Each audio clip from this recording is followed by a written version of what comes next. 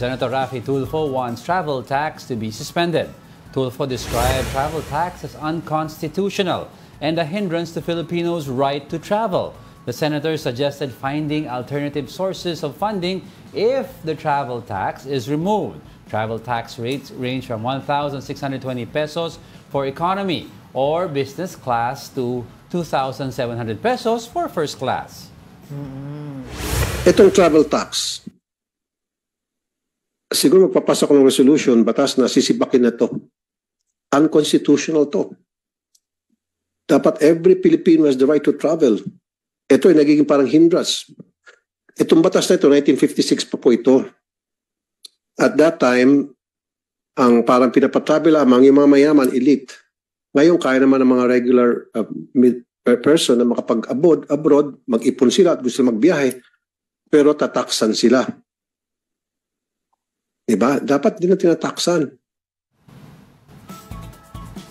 Okay. So, tinatanong nga nila, saan ba dinadala yung mga travel tax fund na yan? Ano saan pinopondohan? Improvement ng airport, diba? Actually daw, yung fund, 50% of that goes to CHED and part of it goes to National Museum.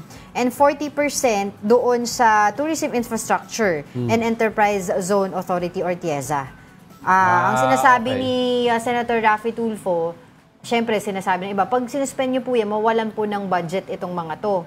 Sabi, hanapan nyo na lang sila ng magpopondohan. Kasi kung sinasabi nga ni Senator Raffy na this is unconstitutional. Right to travel. Right to travel. Kasi daw before, noong 1956, ang pinapatravel lang doon yung mga mayayaman and so, as compared now na we're in a different time. Oo. Actually, yung mga promo ng mga mahal ticket. Kaya? Hindi, kasi may mga promo ng ticket supposedly. 3,000 na lang. Pero it ends up nadadagdagan minsan ng additional 7,000 to 8,000 because travel tax leaving the airport, travel tax entering the airport. Diba? So, pag first class ka, diba, current travel tax rates range from 2,700 for first class. Tapos 1,620 for economy.